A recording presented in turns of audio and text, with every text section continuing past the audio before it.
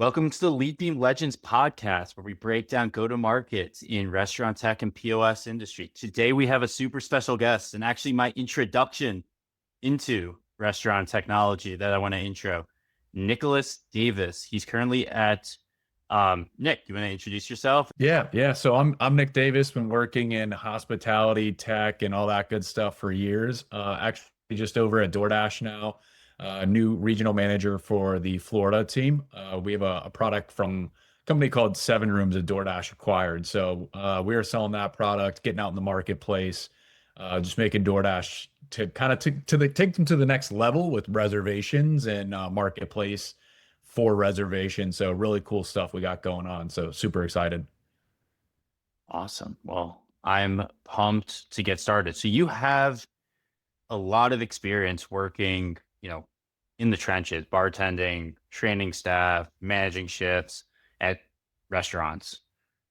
And then you transition to, high velocity, in-person sales, selling to small businesses. And now you're selling back into, restaurants. Tell me about how your experience in the trenches doing the job is translated to you being a successful, both individual contributor, but also leader for these tech companies. Yeah, I think it actually started with I remember as I was bartending and serving and things like that, like I would just meet a lot of people and they'd always be like, why aren't you in sales? Like, why aren't you in sales? You're so good at building relationships and like doing everything and asking us all the right questions and getting everything we need. And just always had high energy and just learning all the intricate pieces to do everything efficiently and strategically. So that ended up getting me into the restaurant tech. Just got a really good opportunity with a company a while back and was able to really kind of was a guinea pig of like figuring it out and just kind of held myself accountable of like, all right, I'll figure this out regardless. And just got into the tech space. But I think I learned a lot from the restaurant industry, just like the grit, the hours, like you're in the weeds. There's multiple things going on. Your brain's running 100 miles an hour, and just kind of translated to other positions and understanding from the backside view of the operators of how are we doing things and what is going to be utilized and what other tech can we get into that can make our days and weeks and months even easier. So that was really cool, just kind of transitioning through those phases, and then now, leading and managing reps that are selling into restaurants, and a lot of them have kind of similar experience in that sense too. When you think about you mentioned a lot of behavior, like kind of intangibles, like grit, you mentioned energy, you mentioned needing to do a lot of different things. What would you say is the biggest indicator of success from transitioning from the restaurant industry to tech sales? Is that important? Are there other behaviors that you tend to look for when you're recruiting? What is most important to you? Yeah, I think a lot of it, a lot of different things relate in a lot of different places. Like you have to really have really good time management because there's so much chaos in the restaurant and you've got to be able to adapt to that chaos. So it's the same with anything you're doing, especially in sales. There's always kind of a little bit of chaos and changes if it's, the product or who you're talking to, and be able to connect with those different people that are coming into the restaurant as like a server or bartender. Same with like the merchants you're meeting with out, at these restaurants or even local businesses. Got to be able to read their body language, read kind of who they are and understand them.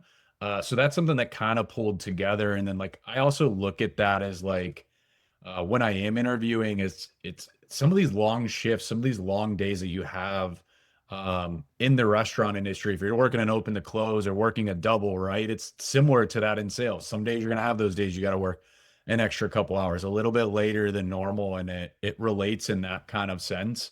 So things I look at is like I love the restaurant hospitality, the people that have worked in it, because I know they have that grit, but I know they can adapt to that change really, really well, and they can talk to anybody. Realistically, they can talk to anybody. If you're not a server, if you can't talk to anybody, or a bartender, if you can't talk to anybody. So you got to be able to talk to these merchants and talk to these, people that are, in the way to get to those merchants or decision makers too, and gather information and, really be detailed with everything you do. So that's kind of the stuff I really look at. Is it different from being an individual contributor than a leader? And what I mean by are the same traits that you look for as a sales rep as important when you're leading a team and maybe recruiting for individual contributors? Yeah, so it's a little bit different. You have like being an AE and then moving into management, I had to kind of take that step back of like, I got to be able to show and teach how to do something versus just doing it for them because I've always done it for myself as a rep, right? You're doing kind of everything for yourself as a rep where you've got to be able to lead and show what gaps can we cover and what things can we adjust. So I think there's always just two different types of people. The people that just always want to sell, don't really want to get into leadership and things like that. And then there's people you can just meet and you'd be like, that's a leader. Like, and you just kind of know. Over the years, I've plenty of people I've met. I'm like, that's a person that just wants to sell. That's somebody that really could become a leader just off of the presence they carry, but how they're just helping and being involved with others just naturally, right? So there's kind of a natural leadership that kind of happens in that sense. So yeah, kind of a lot of different things there, but I think it's really cool to be able you can navigate your own career in that sense and go back and forth too if you ever need to, which is nice. Yeah. So just to summarize, like I feel like some people who are in IC roles, they want to be an IC role. They hit their numbers, they crush their numbers, but there may not always be like the first person to that you're calling to be like, yo, can you help me out? Like I'm stuck here. And they're focused on what they have to do versus leaders tend to want to have a big impact across many different people. They want to kind of, spread their value pieces across the entire organization.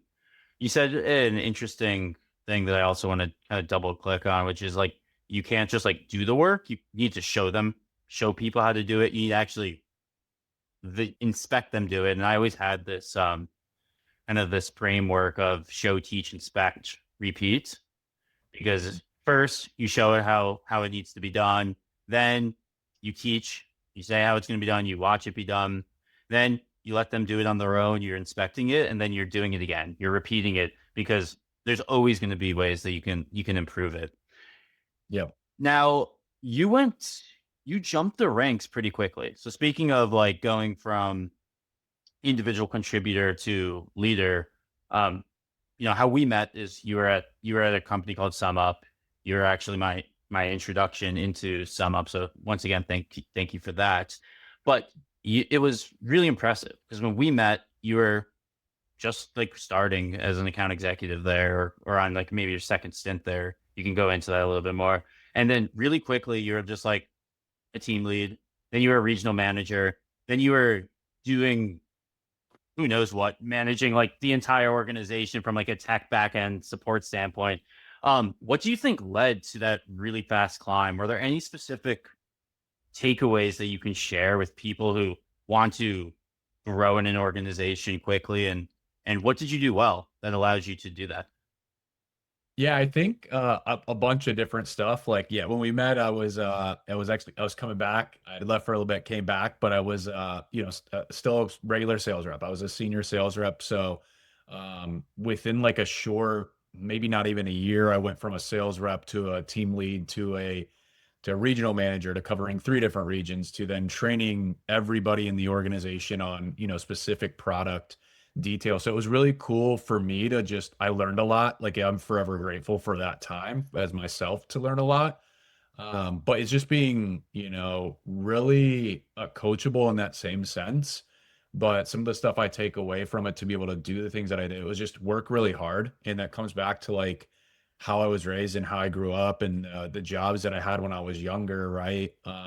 Really just grinding and working. Like I remember working back on farms back in the day and stuff like that. Like it's hard, gritty work, but you put in the time, you put in the effort and your willingness to learn and to work with other departments and work with other people and learn from other people.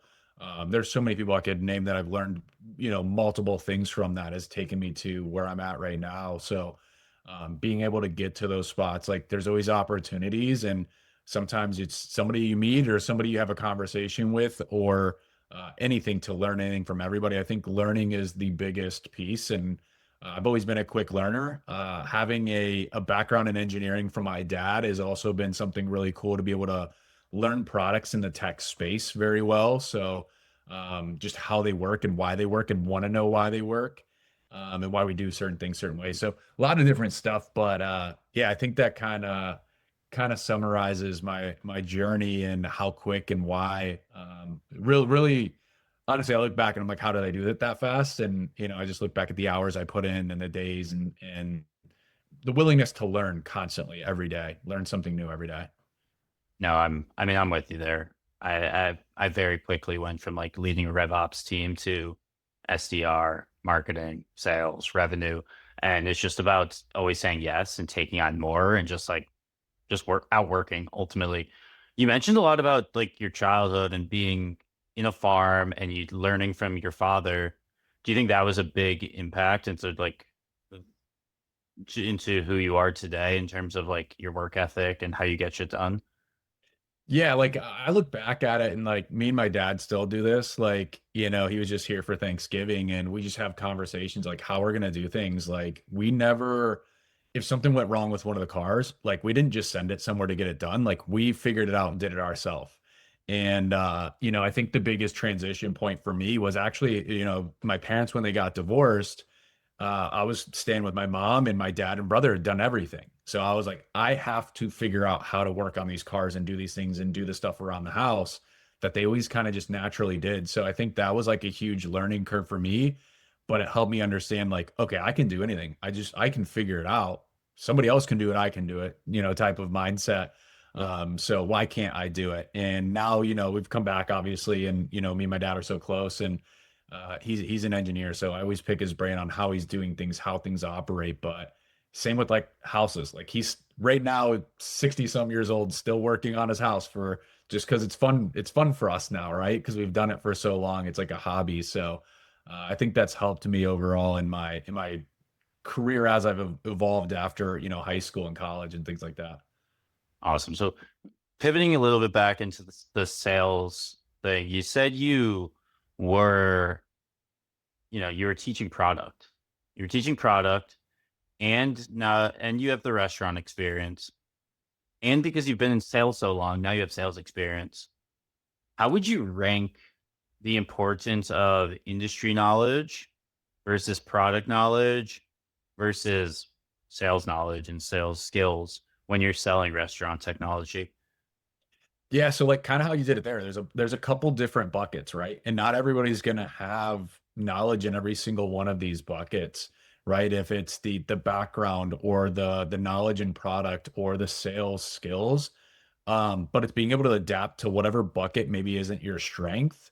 And that's the whole point of these teams and the people that you meet and you work with is to learn stuff from those other buckets, right? And especially me coming into a new organization, right? I didn't know the product, but what I do is I want to learn the product with everybody else and the people that have been selling it and see how they're selling it, right? To be able to learn and explain it, and if I'm in another meeting and things like that.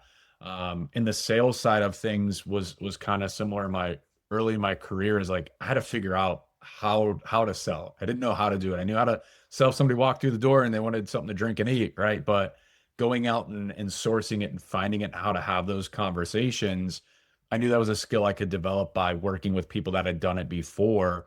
So it's kind of like really just working in those buckets that you were kind of explaining and figuring out which one isn't your strength and just being real with yourself and then saying, who can I work with that? I know that's their strength, and get together with those people. But in your point of view, which one would you rank one, two, and three? So we got product sales and industry. It's tough. It's tough. They're all so different at different times.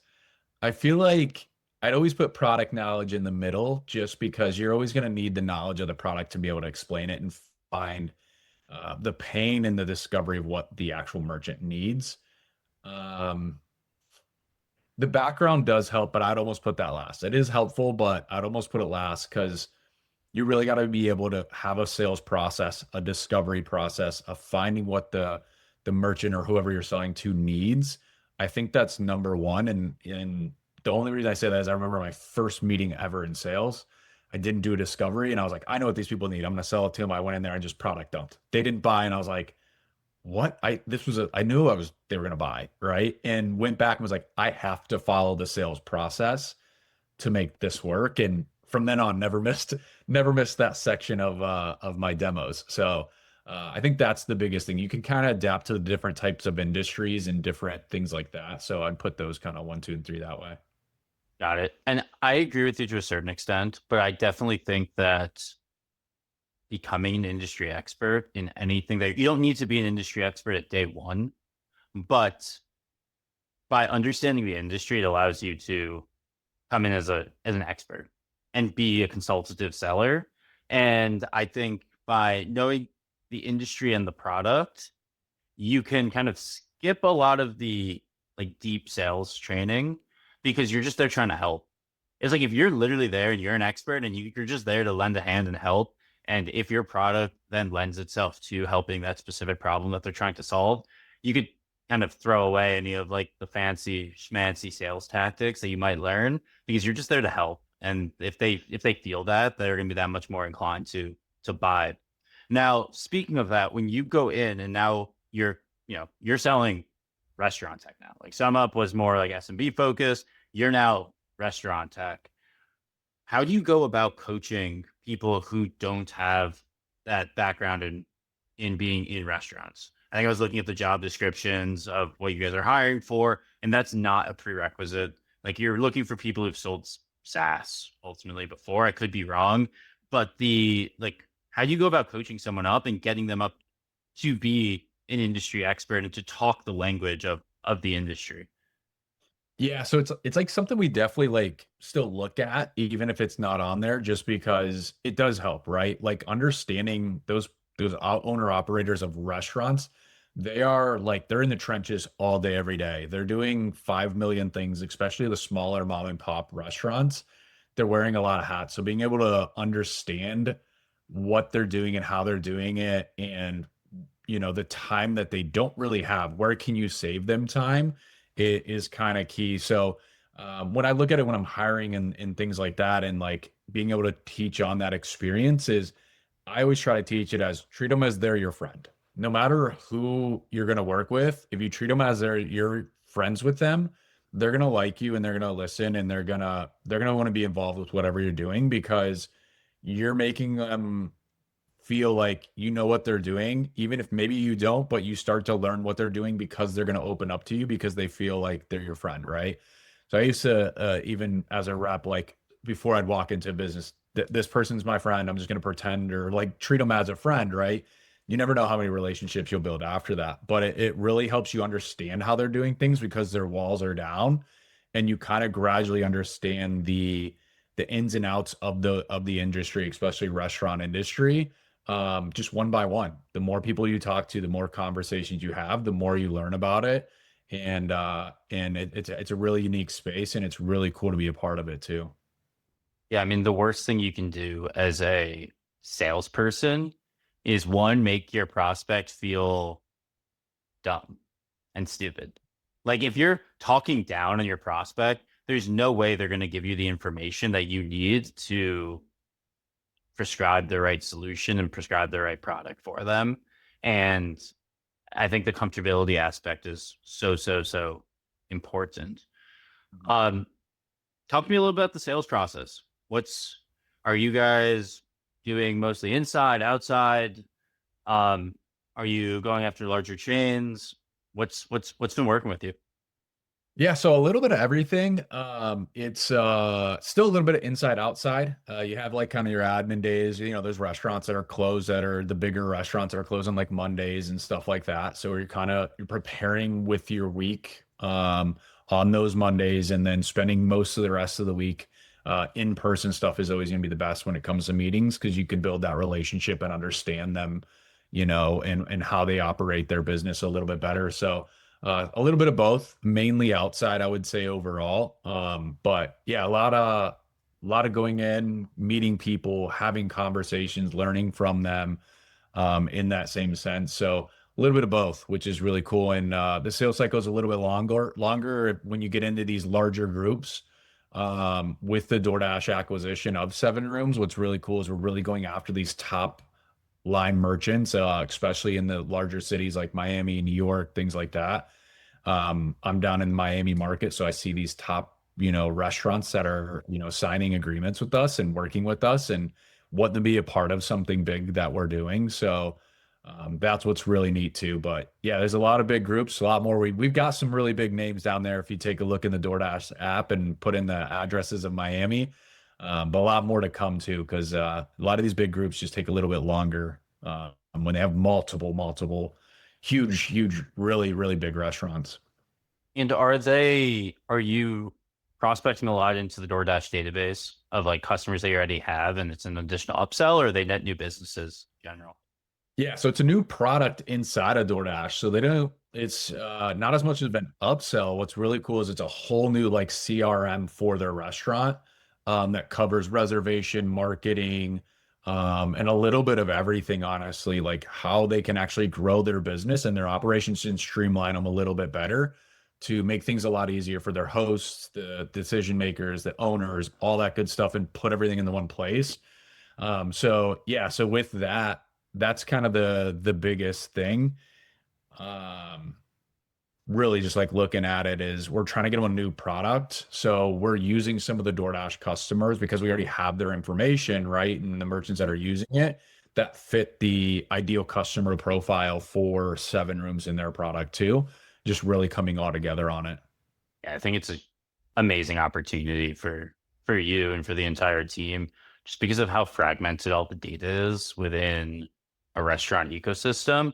Being able to like consolidate it, use it, and then honestly, it gives the like the company awesome data to be able to do different promotions, do different tactics to continue to grow these restaurant chains. Because as these restaurants get even more successful, so does your business because they're obviously selling more and more people are going through the door. It also helps, I think, marry both the in-person dining experience with the takeout experience, Mhm. which is also really exciting for the brand. Yeah. Um, you played basketball in college, right? Oh yeah. Yeah. It was a good time. It was a good time. I had a Point blast. It was point fun. guard, shooting guard. No, it was funny. I was a center in high school, but went to college and they were like, "Hey, I know you're like 6'4", but in college you're like a small forward, maybe a shooting guard now." So big transition there, but was able to do it. It was a lot of fun. How do you compare being on a sales team to a sports team? Is that the type of culture that you try and build within on your sales team, or is it different? How would you compare the two? Yeah, I think it's very similar in a lot of ways because you have a couple different things, right? The competitiveness. Everybody's competitive in sales just like you are on a sports team, right? You want to be the best, even if it's not the best on your team. You guys want to be the best team in that region or in that conference. Same with like a sales organization. You want to be the best team in the company, right? Or maybe the best sales rep on your team or in the company overall. So it creates that competitiveness naturally, but also working as a team, right? Especially as a basketball team, like there's only 5 people on the floor at all times. You got to be able to work together and really build like those relationships with each other, and learn from each other, right? And learn who they are and what they do best, and what you can take back from them too. And it's similar in a sales role too. You're really using your peers to not only level up together, but learn from each other and run in sync in that same sense, and then also win together, right? Instead of just being like, I'm the best sales rep ever, we're the best team, right? So it's like really cool to see that all kind of come in fruition, and you see a lot of salespeople that have a ton of experience in playing sports, and you can just tell it naturally kicks in. Like, I'll post a leaderboard and they're like, I want to be first, right? And you can tell that, they probably played a sport that they're like, I don't like being second. I want to be first. So it's really cool, and you see a lot of crossover from it, I would say.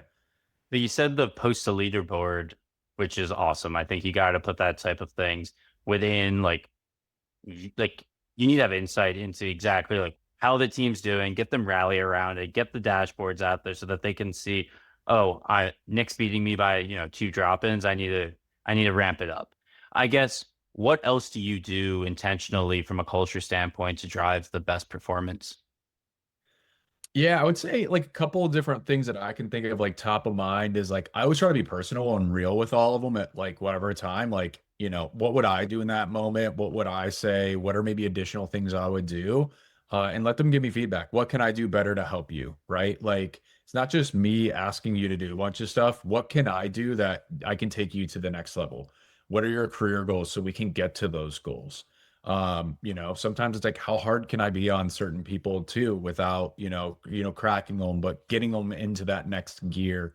So really a lot of stuff like that is key to me. But something I like to do specifically every week is we do a celebration type call, like celebrating wins of us all individually and then as a team, because I feel like that brings everybody together and makes it feel real, right? And they'll talk about what they're celebrating in their life, not just work, like work related, separate, but in their life, what are they celebrating, right? And I just got off a call where we are celebrating like two or three people were getting engaged and one was getting married, and it's like that's what's cool about it is it's not even just always about the sales side, but it helps you understand those other reps and those other people on your team a little bit deeper than just trying to sell, and what are they motivated towards and what are their goals and what do they want to do and what is their why, right? And so I think that's really cool and a good way to keep everybody unison and working together and keep everybody happy and having fun. Like have fun is like one of my biggest things. I'm like, just have fun. Like if you're having a bad day, just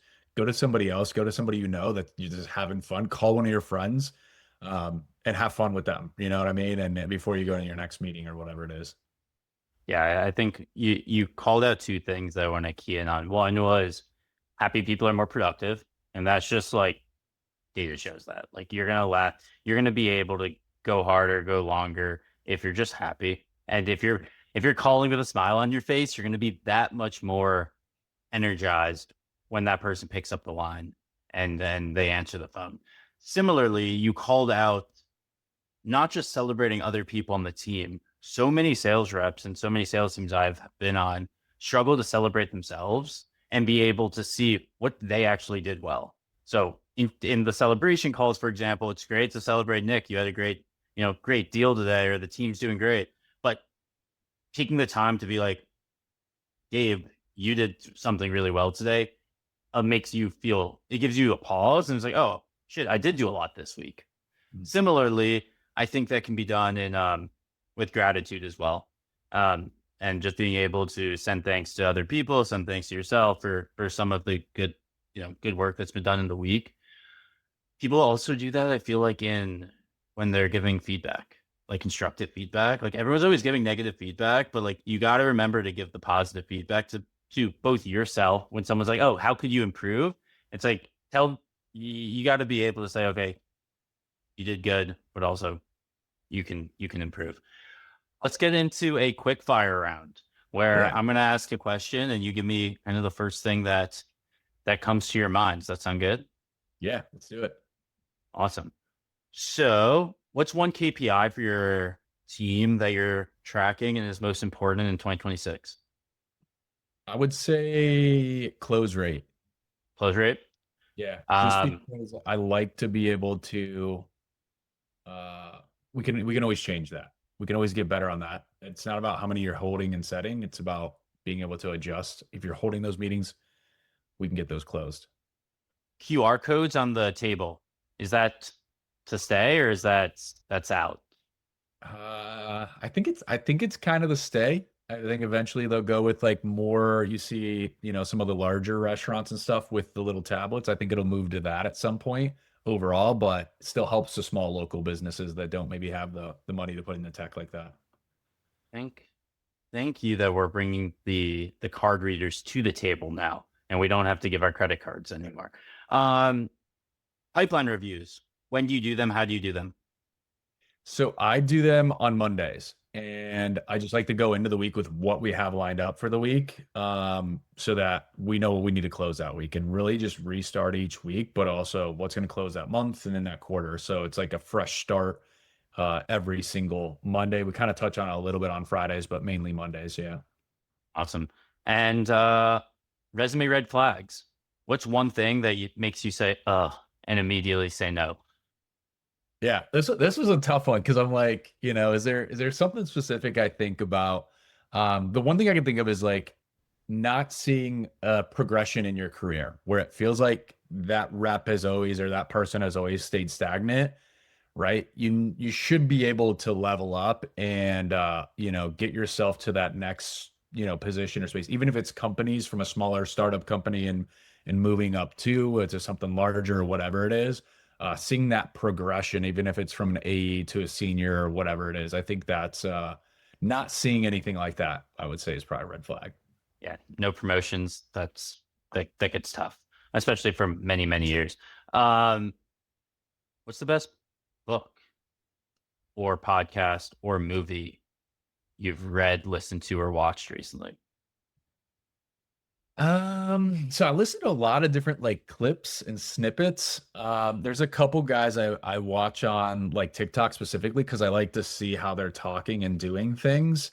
No specific books or anything. I'm more of a I don't read a lot just because I'm so much on the go. I don't have time. I wish I had time to sit down and read more.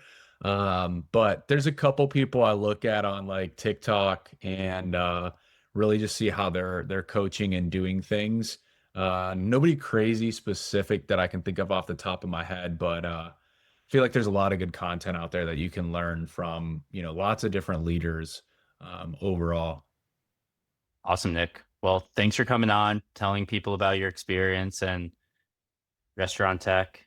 And I'm sure the Leadbeam Legends audience will love to hear it. So thank you. It's awesome. Of course, always and a pleasure.